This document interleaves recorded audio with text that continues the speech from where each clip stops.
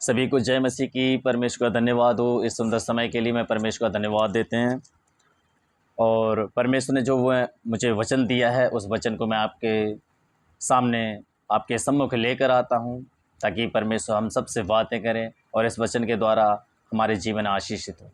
मैं फिर से सब कुछ जय मसीह की कहता हूँ और हम निकाल के पढ़ेंगे सपन न्याय की पुस्तक पहला अध्याय उसका 14। सपन न्याय पहला अध्याय उसका चौथा वाक्य पढ़ेंगे और यहाँ पे इस तरह से लिखा हुआ है, यहोवा का भयानक दिन निकट है, वह बहुत बेग के समीप चला आता है। यहोवा के दिन का शब्द सुन पड़ता है, वहाँ वीर दुख के मारे चिल्लाता है।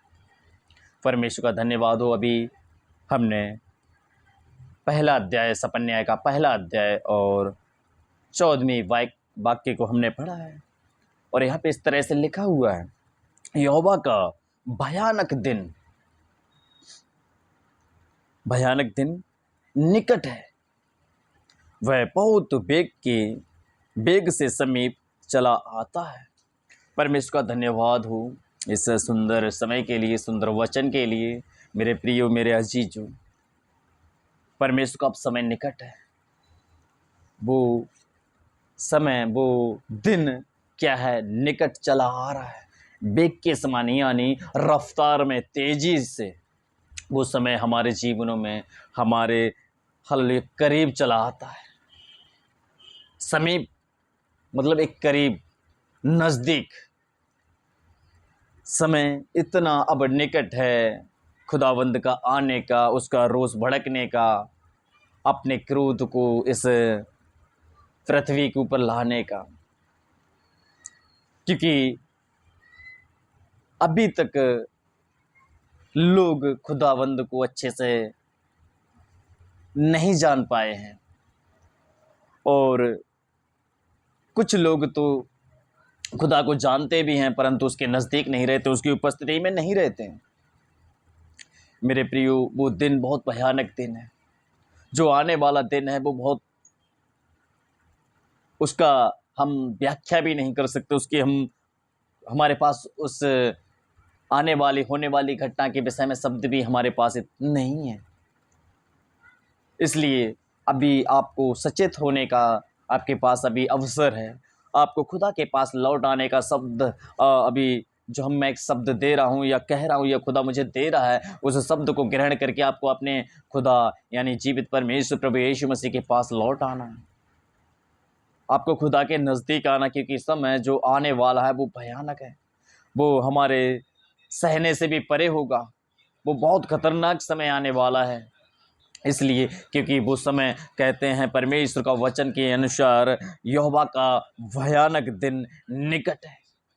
मेरे प्रियो, वो सच में समय अब निकट है, अब निकट है। वह बहुत बेग से समीप चला आता है, वहाँ वीर दुख के मारे चिल्लाता है। क्योंकि जब समय नज़दीक चला आ रहा है, किसी को शायद अपनी ताकत पर भरोसा होगा, किसी को अपने पैसे पर भरोसा होगा, किसी को अपनी प्रॉपर्टी पर भरोसा होगा, लेकिन वो जब समय नज़दीक उनके जीवनों में होगा, उनके लिए वो दुख का कारण होगा, वो पीड़ा का कारण होगा और वो यही कहेंगे, काश इस समय से पहले मैं खुदावंद को जान लेता या उसके समीप चला जाता तो आज ये समय मेरे जीवन में आने नहीं पाता। आज ये समय जो हमारे जीवन में है, ये दुख जो हमारे समय में आ गया है, ये दुख, ये संसारिक दुखों से भी बढ़कर दुख होगा। ये लोगों के जीवनों में दिया हुआ, लोगों के द्वारा दुख से भी बड़ा दुख होगा। वो महाविनाश का दिन होगा, महासंकट का दिन होगा, महाक्लेश का दिन होगा। और यहोवा के क्लेश से फिर कैसे आप बच सकते हैं? उस परमेश्वर के क्लेश से, उसके उस भयानक दिन से आप कैसे बच सकते हैं? वीर चिल्लाएंगे, जो अपने आप को कहते मैं योद्धा हूं, मैं ये हूं, मैं वो हूं, वो सब अपने, उनका शरीर, उनकी ताकत उन्हें बचा नहीं सकती है। उनकी दौलत उन्हें नहीं बचा सकती है, उनका पैसा उन्हें नहीं बचा सकता, उनकी ज़मीन, उनका प्रॉपर्टी, उनकी ताकतें उन्हें नहीं बचा सकती हैं। आप किस चीज़ पर घमंड करते हैं? आप अगर अपनी देह पर घमंड करते हैं तो देह बनाई हुई परमेश्वर की है। आप अपने शरीर पर घमंड करते हैं तो शरीर आपको खुदा ने दिया है, आपको ताकत खुदा ने दिया, पैसा आपके पास है वो भी आपको खुदा ने दिया, ज़मीन जो आपके पास है वो ज़मीन भी आपको खुदा ने दी है। आप किस चीज़ पर घमंड कर सकते हैं? आपका क्या है? चंद समय का ये जीवन है आपका, या कुछ पल का जो जीवन है वो जीवन कैसा है आपका? क्यों इतना गुमान है? क्यों इतना एटीट्यूड है? क्यों इतना घमंड अपने लाइफ से? एक मनुष्य को इतना घमंड क्यों है? और ये घमंड के कारण, क्योंकि परमेश्वर का वचन कहता है परमेश्वर दीनों पर अनुग्रह करता है और घमंडियों का सामना करता है। क्योंकि सच में ऐसे लोगों के समय में वो सामना करने का दिन आ जाएगा। जो खुदा में नम्र हैं, जो खुदा में धीरज बनते हैं, जो खुदा के साथ जीवन जीते हैं, खुदा के साथ रहते हैं, वो खुदा की सुनते हैं, खुदा के अनुसार चलते हैं, खुदा उनको पहले बचा देगा, खुदा उनको पहले उठा लेगा, खुदा उन्हें पहले अपने पास बुला लेगा। वो रैप्चर हो जाएंगे, वो उठा लिए जाएंगे जब यीशु मसीह बादलों पे आएंगे। हालेलुया। वो अपने लोगों को लेने के लिए उन तुरही की जो शब्द सुनेगा वो खुदा के साथ उठा लिए जाएंगे, रैप्चर हो जाएंगे। शब्द उन्हें को ही सुनाई देगा, आवाज उन्हीं को सुनाई देगी, ध्वनि उन्हीं को सुनाई देगी जो खुदा के साथ एक अच्छा संबंध रखते हैं, खुदा के साथ एक अच्छा जीवन जीते हैं। और जो जीवन यीशु मसीह के साथ जीते हैं, जो प्रभु के साथ जीवन जीते हैं, उन्हें वो शब्द सुनाई देंगे, उन्हीं को वो शब्द सुनाई देंगे और उन्हीं के साथ उनकी जीवन की तैयारी होगी, क्योंकि शब्द उसी को सुनाई देता है जो तैयारी के साथ बैठता है। जो तैयारी के साथ बैठता है उन्हीं को वो शब्द सुनाई देगा। आप अपने जीवन को तैयार करके खुदा के साथ जीवन जीते हैं।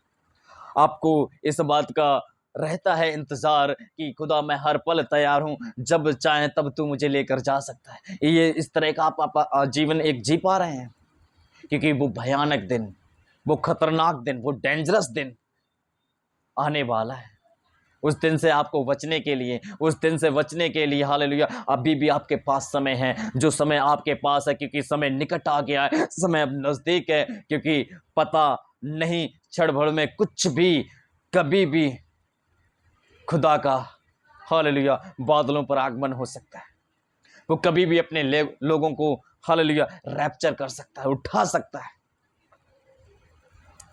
इसलिए और जो रह जाएंगे उनके लिए सच में इस संसार में दुख और पीड़ा का कारण बन जाएगा, क्योंकि आपने कैसा जीवन जिया, आपने एक अच्छा जीवन जिया, एक धार्मिकता का जीवन जिया, आपने परमेश्वर की प्रति एक वफादारी का जीवन जिया, एक सच्चाई का जीवन जिया, एक भलाई का जीवन जिया। आपने हर एक के साथ भलाई का जीवन जिया है, भलाई किया है, प्रभु में रहकर उसके अनुसार चले हैं, एक सच्चाई का जीवन जिया है आपने, सत्य में रहे हैं आप। खुदा आपको पहले ले लेगा, आपको बादलों पर उठा लेगा, आपको रैप्चर करेगा। इसलिए अभी भी समय है मेरे प्रियो, मेरे अजीजों, आपको तैयार होने का। आपके भी समय अब ज़्यादा दूर नहीं है, वो समय आने वाला है। वो समय, क्योंकि यीशु मसीह का समय निकट है, परमेश्वर हमारा शीघ्र आने वाला है, अपने लोगों के लिए, अपनी कलीसिया के लिए, अपनी दुल्हन के लिए लेने के लिए आने वाला परमेश्वर हमारा वो इंतज़ार में है कि अभी कुछ समय लोगों को देना चाहता है, ताकि अभी भी मन फिराव का अवसर आपके पास है, मन फिरा लें और खुदा के पास आ जाए।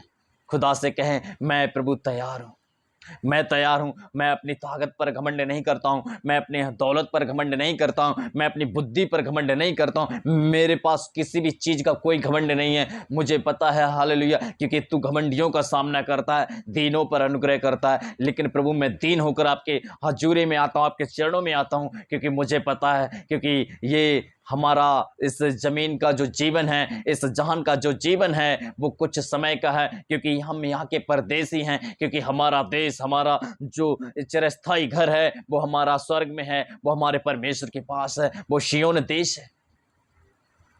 इसलिए उस महाविनाश के दिन से, उस महासंकट के दिन से, उस महाक्लेश के दिन से आपको अभी भी फिरने का समय है। खुदा ने आपको समय दिया, इस समय को आप सच में हालेलुया अंगीकार करके उस खुदा के पास आ जाइए, पश्चाताप के साथ खुदा के पास आ जाइए। हालेलुया, क्योंकि प्रभु आपका प्रेम करता है, प्रभु आपसे आपको चाहता है कि आप नाश ना हो, उस महासंकट के दिन में आप ना जा पाए, उससे पहले खुदा आपको बचा ले।